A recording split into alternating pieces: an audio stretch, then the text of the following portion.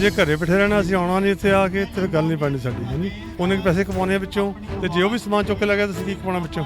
ਕੱਲ ਨੂੰ ਸਾਡਾ ਸਟੋਰਾਂ ਦਾ ਬਹੁਤ ਬੁਰਾ ਹਾਲ ਹੋ ਜਾਏਗਾ ਕਿ ਪੰਜਾਬੀ ਰੇਡੀਓ USA ਰਾਹੀਂ ਮਸੂਦ ਮੱਲੀ ਆਪਣੇ ਸਭ ਦਰਸ਼ਕਾਂ ਨੂੰ ਔਰ ਸਾਡੇ ਸੁਣਨ ਵਾਲੇ ਜਿਹੜੇ ਸਤਿਕਾਰਯੋਗ ਸਰੋਤੇ ਨੇ ਉਹਨਾਂ ਨੂੰ ਜੀ ਆਇਆਂ ਨੂੰ ਕਹਿੰਦਾ ਹੈ ਸੈਕਰਾਮੈਂਟੋ। ਔਰ ਇਸ ਵੇਲੇ ਕੈਪੀਟਲ ਬਿਲਡਿੰਗ ਦੇ ਸਾਹਮਣੇ ਅਸੀਂ ਮੌਜੂਦ ਹਾਂ, ਜਿੱਥੇ SB 553 ਦੇ ਵਾਸਤੇ ਵਕਾਲਾ ਜਿਹੜਾ ਅੱਜ ਹੋ ਰਿਹਾ ਆ। 31 ਅਗਸਤ ਦੀ ਸਵੇਰ ਹੈ ਜਦੋਂ ਸਾਰੇ ਸਮਾਲ ਬਿਜ਼ਨਸ ਦੇ ਨਾਲ ਜੁੜੇ ਲੋਕ ਨੇ ਜਿਹੜੇ ਉਹ ਇੱਥੇ ਆਪਣੇ ਹੱਕ ਦੀ ਆਵਾਜ਼ ਦੇ ਵਾਸਤੇ ਪਹੁੰਚ ਚੁੱਕੇ ਨੇ। ਇਹ ਕੀ ਅੰਗੂਰਾ ਅੰਦਰ ਦੇ ਕੀ ਵਿਚਾਰ ਨੇ, ਆਓ ਇਹਨਾਂ ਦੇ ਰਾਹੀਂ ਜਾਣਨੇ। ਸਤਿ ਸ਼੍ਰੀ ਅਕਾਲ ਜੀ। ਸਤਿ ਸ਼੍ਰੀ ਅਕਾਲ। ਕਿਤੋਂ ਆਣਾ ਹੋਇਆ ਅਸੀਂ ਸੈਕਰਾਮੈਂਟੋ ਤੋਂ ਜੀ? ਨਾਮ ਦੱਸਣਾ। ਮੇਜਰ ਸਿੰਘ ਬਿਰਕ।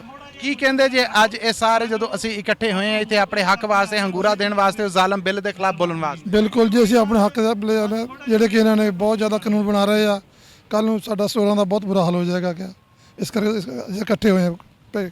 ਸਾਡੇ ਜਿਹੜੇ ਦੇਖਣ ਵਾਲੇ ਦਰਸ਼ਕ ਹੈ, ਜਿਹੜੇ ਸੁਣਨ ਵਾਲੇ ਸਰੋਤੇ ਹਨ, ਉਹਨਾਂ ਨੂੰ ਆਪਣੀ ਗੱਲਬਾਤ ਰਾਹੀਂ ਕੀ ਸੁਨੇਹਾ ਦਿੰਦੇ ਜੇ, ਕਿਵੇਂ ਉਹ ਇੱਥੇ ਪਹੁੰਚਣ? ਇਹ ਜਿਹੜੇ ਖਤਰੇ ਆਲੇ ਦੁਆਲੇ ਨਿੱਕੇ ਵਪਾਰਾਂ ਦੇ ਉੱਤੇ ਮੰਡਲਾਉਣ ਦੇ ਹਨ, ਆਉਣ ਵਾਲੇ ਵੇਲੇ ਦੇ ਵਿੱਚ ਇਹ ਕੀ ਭਿਆਨਕ ਸ਼ਕਲ ਆ ਜਿਹੜੀ ਉਹ ਇਖਤਿਆਰ ਕਰ ਸਕਦੇ? ਅਸੀਂ ਇਹੀ ਭਰਾਵਾਂਗੇ ਸਾਰੇ ਇਕੱਠੇ ਹੋ ਕੇ ਹਿੰਮਤ ਮਾਰੋ ਤਾਂ ਕਿ ਕਾਨੂੰਨ ਨੂੰ ਬੰਦ ਕਰਾਈਏ ਤੇ ਅੱਗੇ ਵਾਸਤੇ ਠੀਕ ਰਹੇਗਾ ਆਪਣੇ ਵਾਸਤੇ।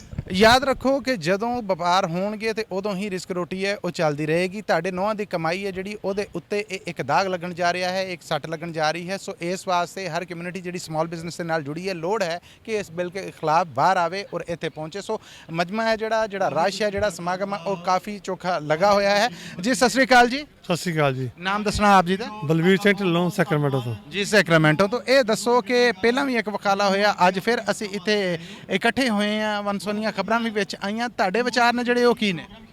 ਦੇਖੋ ਜੀ, ਗੱਲ ਇਸ ਤਰ੍ਹਾਂ ਵੀ ਜੇ ਸਾਡਾ ਤਾਂ ਫਰਜ਼ ਆ ਵੀ ਇਹਨਾਂ ਦੇ ਜਿਹੜੇ ਇਹਨਾਂ ਨੂੰ ਅਪੋਜ਼ ਕਰਾਂ, ਜਿਹੜੇ ਗਲਤ ਕਾਨੂੰਨ ਬਣਾ ਰਹੇ ਆ, ਜੇ ਆਪਾਂ ਇਕੱਠੇ ਹੋ ਕੇ ਲੜਾਂਗੇ ਤਾਂ ਆਪਾਂ ਨੂੰ ਕਾਮਯਾਬੀ ਮਿਲ ਜਾਊਗੀ। ਤੇ ਜੇ ਘਰੇ ਬੈਠੇ ਰਹਿਣਾ, ਅਸੀਂ ਆਉਣਾ ਨਹੀਂ ਇੱਥੇ ਆ ਕੇ ਤੇ ਗੱਲ ਨਹੀਂ ਬਣਨੀ ਸਾਡੀ, ਹੈ ਨੀ। ਤੇ ਇਹਨਾਂ ਨੇ ਜਿਹੜੇ ਕਾਨੂੰਨ ਬਣਾ ਰਹੇ, ਇਹਨਾਂ ਵਿੱਚ ਸਾਰੇ ਆਪਣੇ ਇਕੱਲੇ ਕਨਵੀਨੀਅੰਸ ਸਟੋਰ ਵਾਲਿਆਂ ਨੂੰ, ਸਾਰੇ ਬਿਜ਼ਨਸ ਵਾਲਿਆਂ ਨੂੰ ਬਹੁਤ ਘਾਟਾ ਇਸ ਕਰਕੇ ਆ ਵੀ ਜੋ ਕੋਈ ਮਾਰੀ ਚੋਰੀਆਂ ਕਰ ਲੈਣ, ਕੋਈ ਪੁੱਛਣ ਵਾਲਾ ਨਹੀਂ ਗਾ। ਤੇ ਇਹ ਗੱਲਾਂ ਇਹੋ ਜਿਹੀਆਂ, ਹੁਣ ਅਸੀਂ ਕਿਹੜੇ ਐਡੇ ਵੱਡੇ ਆ ਵੀ ਜ਼ਿਆਦਾ ਬਿਜ਼ਨਸ ਵਾਲੇ ਆ, ਉਹਨੇ ਪੈਸੇ ਕਮਾਉਣੇ ਆ ਵਿੱਚੋਂ, ਤੇ ਜੇ ਉਹ ਵੀ ਸਮਾਨ ਚੁੱਕ ਕੇ ਲੈ ਗਿਆ ਤਾਂ ਅਸੀਂ ਕੀ ਕਮਾਉਣਾ ਵਿੱਚੋਂ। ਐਗਜ਼ੈਕਟਲੀ ਉਹਨਾਂ ਕਮਾਉਣਾ ਨੇ ਜਿੰਨਾ ਚੋਰੀ ਹੋ ਜਾਣਾ ਔਰ ਉਸ ਤੋਂ ਬਾਅਦ ਕੋਈ ਰਸੀਦ ਪਰਚਾ ਨਹੀਂ ਹੋਣਾ। ਕੀ ਸੁਨੇਹਾ ਆ ਅੱਜ ਦੇ ਇਸ ਇਕੱਠ ਦੇ ਵਿੱਚ ਔਰ ਕੀ ਜਜ਼ਬਾਤ ਨੇ ਤੁਹਾਡੇ ਦਿਲ ਦੇ? ਦੇਖੋ, ਅਸੀਂ ਤਾਂ ਇਕੱਠੇ ਹੋ ਕੇ ਆਏ ਆ, ਜੋ ਵੀ ਇਹਨੂੰ ਆਪਣਾ ਸੁਨੇਹਾ ਦੇਣਾ ਵੀ ਤੁਸੀਂ ਇਹ ਕਾਨੂੰਨ ਨੂੰ ਰੋਕੋ, ਪਾਸ ਨਾ ਕਰੋ। ਬਾਕੀ ਉਹਨੇ ਕਰਨਾ ਨਹੀਂ ਕਰਨਾ, ਹੁਣ ਉਹਨਾਂ ਦੀ ਮਰਜ਼ੀ ਹੈ, ਕੀ ਕਰ ਸਕਦੇ।